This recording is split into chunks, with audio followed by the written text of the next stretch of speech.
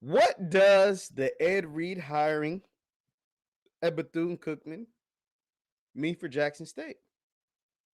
This is interesting. Let's talk about it after the bumper. Stay tuned.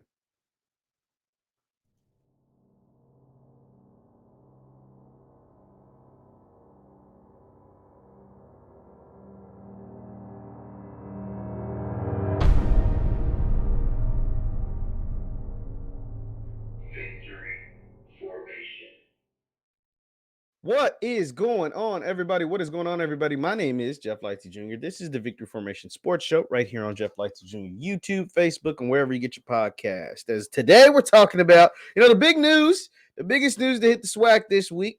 Ed Reed, Hall of Famer, NFL Hall of Famer, College Football Hall of Famer, the greatest pro football safety in the history of the world, is now the new head coach of the Bethune-Cookman Wildcats. Now, they haven't come out and made the official announcement. I'm going to give you a couple of updates on Ed Reed first.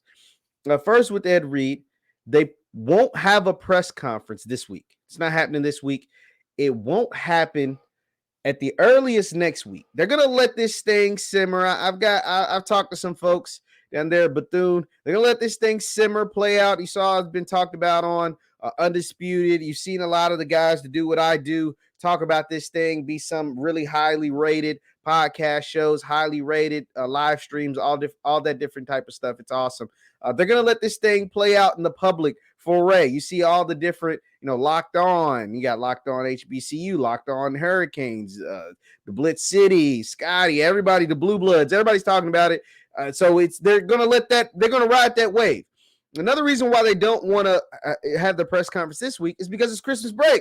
So they're going to wait until after Christmas break, after the new year hits, to formally introduce Ed Reed because they want their students on campus when this happens. They want everybody back from all their holiday vacation when this happens, and they want to make this a grandiose performance. They want to do this right. They want to do it big. They want to do it right. So they're going to wait to let it play out in the public sphere, get the buzz, and then reignite that buzz with a big-time press conference, probably after the new year, once everybody gets back from their Christmas break. So, with Ed Reed in the conference. Ed Reed's in the conference now, y'all. It's going to be a good thing. You're seeing Bethune players pulling out of the portal already. You're seeing other folks announcing that they're getting an offer from Bethune already. Like, it's pretty cool, man. It's pretty awesome to see. But what does this mean for the two-time reigning defending SWAC East champs, SWAC champs, Jackson State Tigers, and their new head coach, Coach TC Taylor? Taylor gang in the building. Shout out to TC. Play for TC, and TC we trust. But what does that mean for them? Well, in 2023, I don't think it means anything.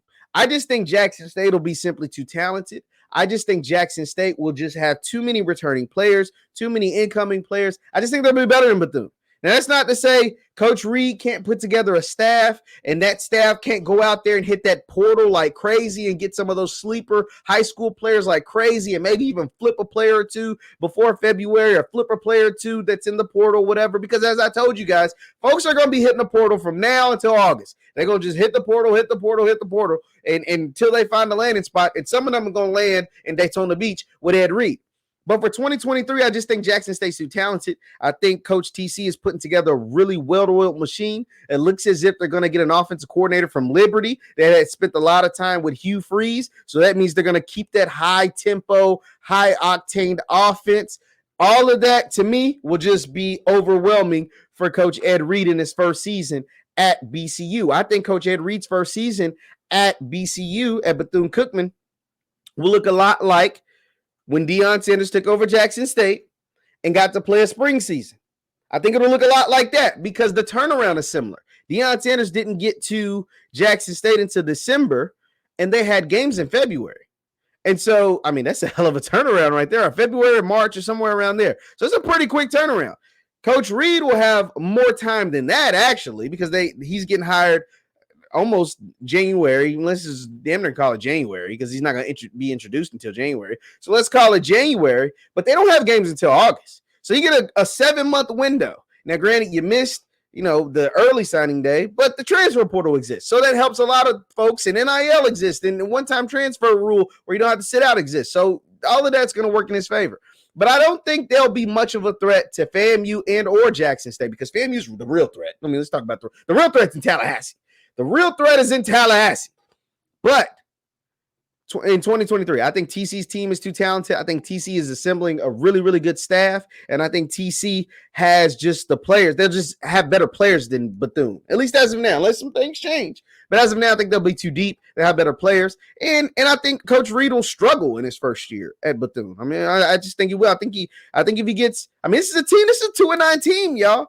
And so I think if he gets 5 wins, that'll be a success. Hell, if he messes around and gets 6 or 7 wins, now that'll be crazy. That'll be damn near a miracle. I mean, this is a team that had 18 losses over the last 2 years. They went 2-9 in 2022 and then 2-9 in 2021. So this isn't the best situation that they're walking into.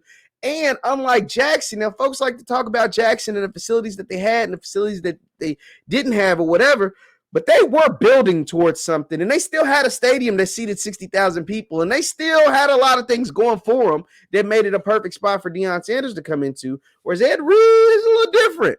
You know, folks that live in Daytona Beach, if you ain't putting out a good product, they ain't going to support.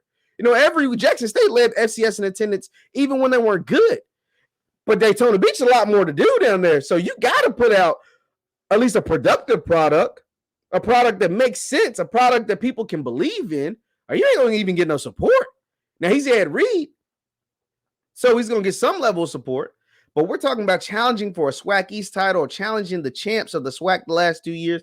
I don't see that happening with Bethune-Cookman. What I do see happening with Ed Reed in 2023 immediately, don't Bethune play Jackson at Jackson? I think we could go ahead and book 50,000 for that one. We could book a good 55,000 for that one. Ed Reed going into the vet. How y'all gonna show up? How are y'all gonna show up to the vet when Ed Reed steps into the building with whatever team he's able to assemble? Maybe he's able to assemble a pretty good team. Yeah, that's gonna have the vet rocking. Ed Reed coming through there. That's an environment I think he's gonna really enjoy, and that's gonna be awesome to see. But just as far as what I expect from him in 2023, it's not much. At least as of now, it's not much. I mean, you're talking about a coach that's getting a pretty late start in a traditional. And you also got to think when Deion came through, it was COVID. It's non-traditional, a little different. This is more of a traditional offseason, and he's getting a late start. He's not going to be officially introduced, as far as I know from what I've been told, until January, until students get back on campus and until after the holidays when they want to really make this a grand event, which as they should. And I expect the entire city, the entire state of Florida to be somewhere in or around Orlando, Daytona Beach when Coach Ed Reed steps into the building. But I think TC will have him, and I think TC's still working. There's still some players that's going to don that block J on their helmet before it's all said and done. And it's going to be some players that don that BCU too. But that block J, it's still got some more folks coming that way to 1400 Lynch Street. And I think once Ed Reed gets into the vet with his team and they go to war against Coach TC Taylor's team, that's going to be an event to see, man. But congratulations again to Coach Reed. And if you're tuning in late, from the intel that I've been able to gather, they're not going to do anything as far as officially with Ed Reed this week. They're going to save it till after the new year, to when the students get back on campus. They're going to do a big grandioso thing to make sure that they welcome Ed Reed to Bethune-Cookman University the right way. And they want the whole city of Daytona Beach to come out. They want all the student body to come out. They want the whole state of Florida there if they can. And they're going to do it upright. And so you're not going to see any kind of official announcement until then.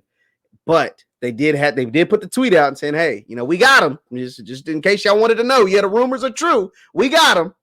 But we're going to do it up for his first time being introduced as the 16th head coach in the history of the Bethune-Cookman Wildcats. So, Jackson State, FAMU, and the rest of the SWAC East, you got another big dog in the conference. How are you going to come? It's going to be fun to watch, man. I cannot wait. I told y'all I ain't never took a picture with a coach before. But when I get to SWAC Media Day and I see Ed Reed, Might be a first time for everything. I don't know. I guess we'll have to wait and see. My name is Jeff Lightsy Jr. This is the Victory Formation Sports Show right here on Jeff Lightsy Jr. YouTube. Be sure to hit that thumbs up button. Thumbs up, thumbs up, thumbs up. Support the channel. You can become a member and support the channel. We'll do some giveaways for the members. Shout out to all the members right now. Thank you guys for tuning in. If you want to keep up with me, Twitter, Instagram, it's at JLightsy7 on Twitter, Instagram, and TikTok. I forgot I'm on there too, at JLightsy7. Hit that thumbs up button on your way out, and I will see you guys next time. Peace.